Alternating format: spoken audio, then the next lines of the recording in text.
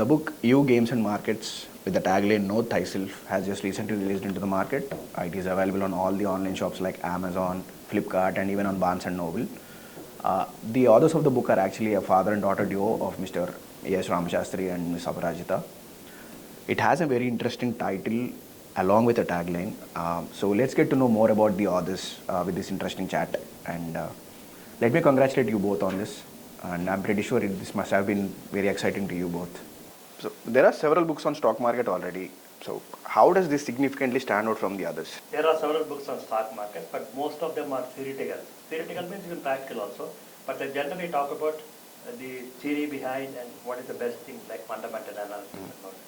This book is more talking about the person who is actually in the stock market.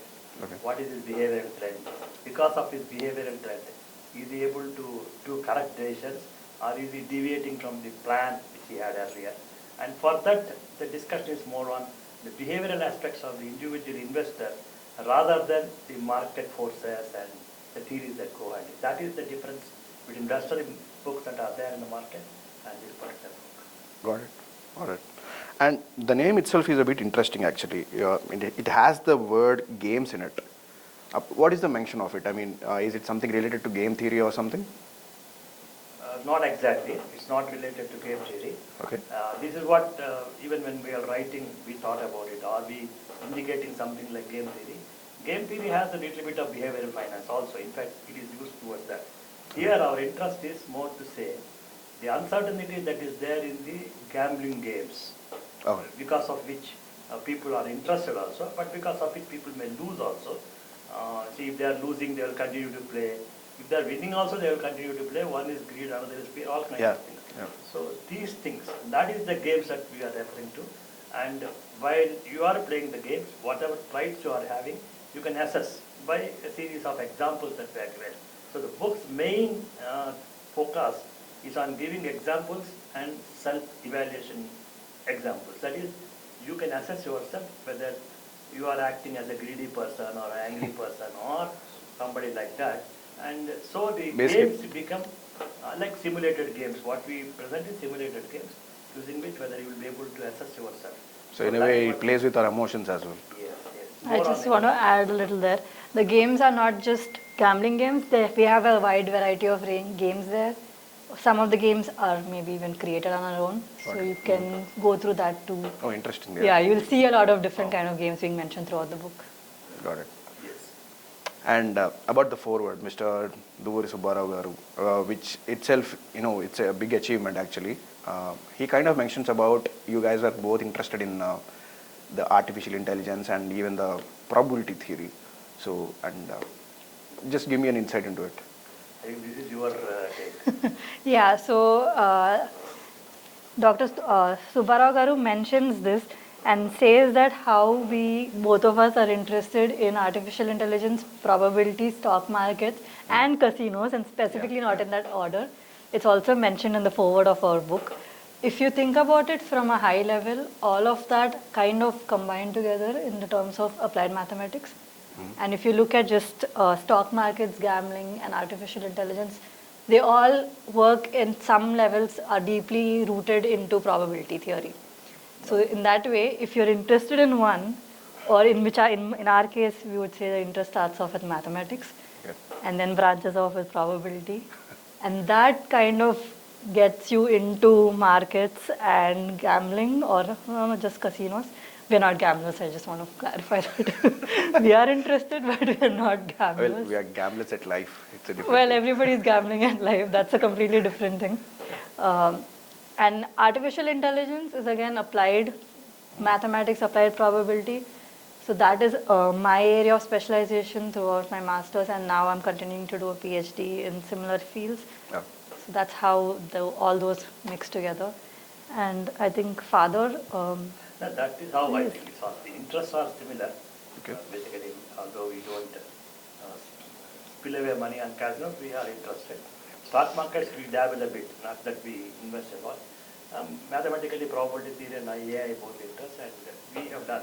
So putting them together is somewhat unique to this book. I mean, you asked earlier also what stands out. I think no book, I mean, generally people have not attempted to bring these things together. There are books on behavioral finance, but not the way giving some examples and making them people understand.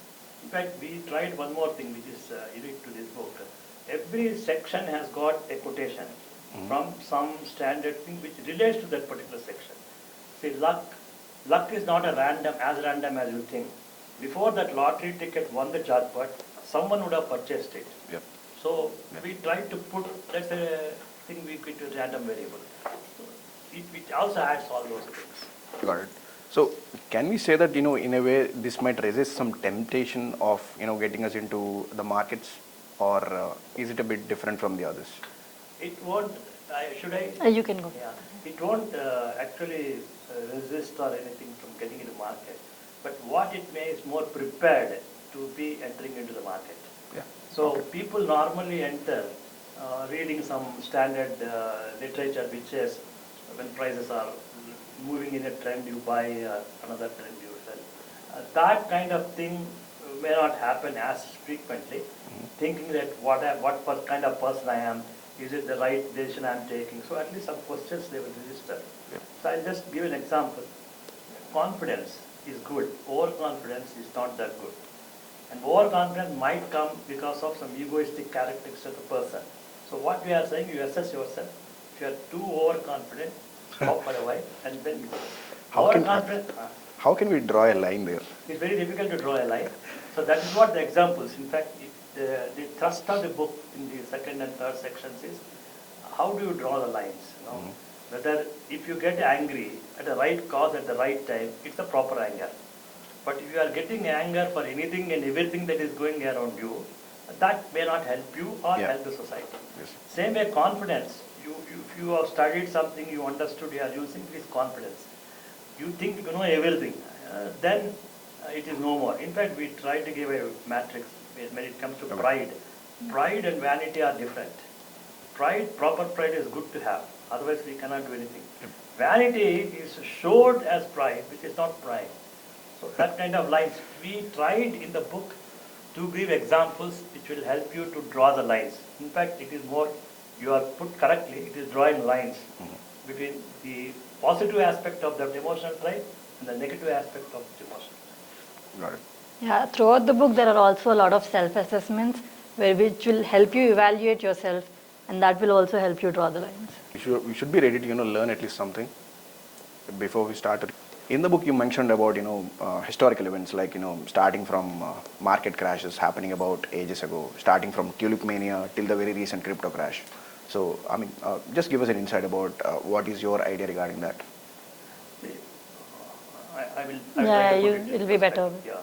See, the thing is, the idea of choosing to put some 8 historical events in the book is to tell that behind each historical event or behind each of the crashes, there is a human behavior which collectively acted will lead to a crash. It's a trigger, right? Yes, a trigger.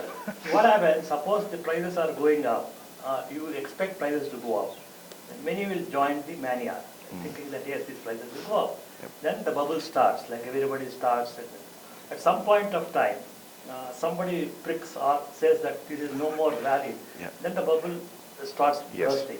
That's the time everybody walks out. But we try to give a detailed explanation under those Yeah, the panic selling. banks or tulip mania or whatever. Many crashes, the forces behind are mostly the collective human irrational behavior. So that is the theme of the book, and we wanted to supplement by using some of those 7 or 8 events. Substantiate whatever we were trying to tell about these historical events. Warren Buffett, who is supposed to be the best man in investing, Yes. so he defeats most of the laws that are there that nobody can make profit. He says, a pin lies in wait for every bubble, and when the two eventually meet, a new wave of investors learn some very old lessons.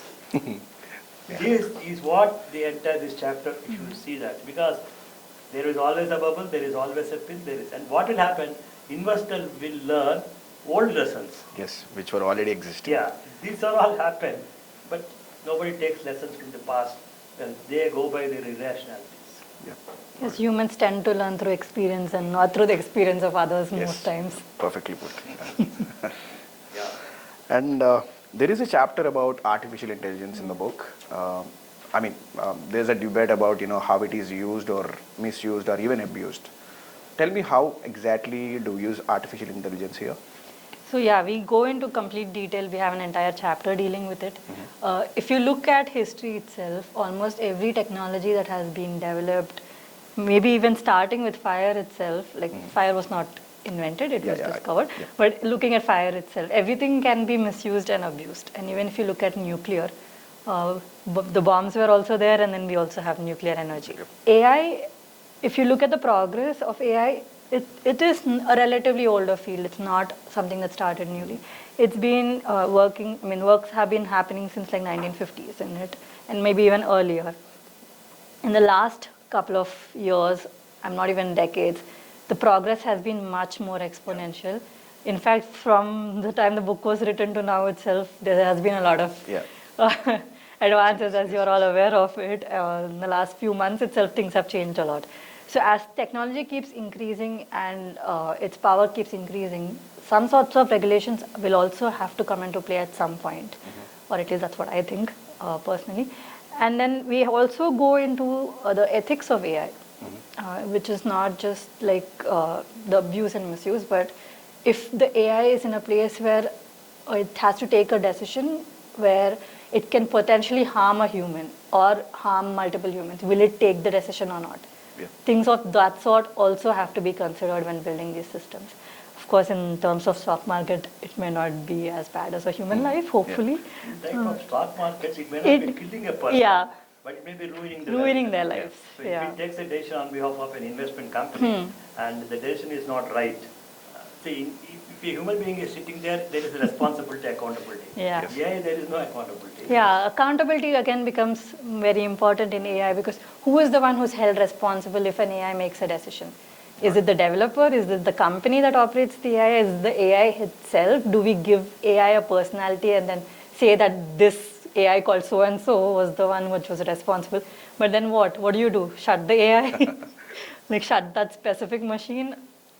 There are a lot of discussions that will come about it, and I'm pretty sure a lot of countries in general and research groups are working towards how to figure out the way AI can be used or the regulations that are required at some point. Got it. And this is one chapter where unlike the others, where it's more focused only on markets alone, we are a little bit others. I mean, markets is even emotional behavior. Why we picked up AI is supposed to be emotionless compared to humans who are with emotions. So with emotions, when somebody is participating, this book says you review yourself. With AI, even it has to learn itself.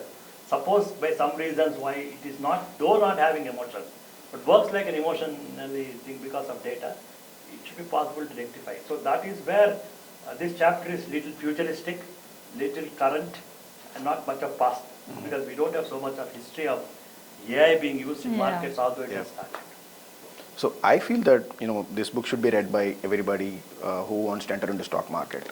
So in addition to what you already wrote in the book, do you want to specify anything other than that for any young entrant into the market?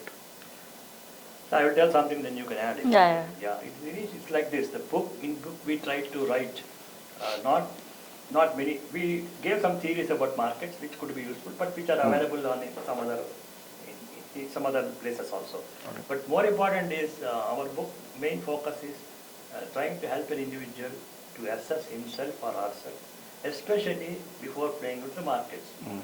Are you a very greedy person? Are you an angry person? Are you an ego? All these things which we consider as not detrimental to the play. So our hope and our focus is mostly on you. You as an entrant into stock markets, you know about yourself. That's what the tagline "Know Thyself" says. Know about yourself so that you are better prepared from your point of view into an uncertain and risky stock markets. That is what is the general advice to anybody who is going to enter into it.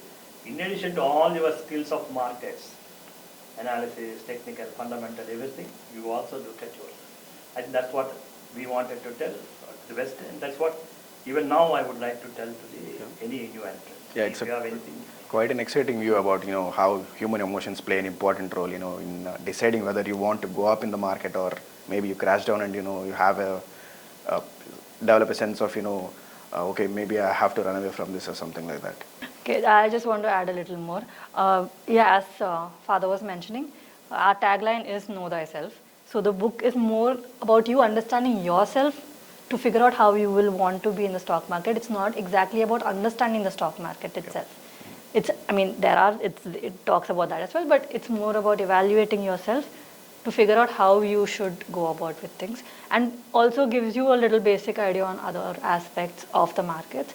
There are a lot of anecdotes, examples, and most importantly, self-assessment, which we hope that the readers will do very diligently and truthfully to themselves. It's not you don't have to hand out the self-assessment to anybody. Yes. It's to yourself. Yeah, nobody's judging. Nobody is judging. So if you're able to diligently go through that, it'll be very helpful to understand yourself. Yeah.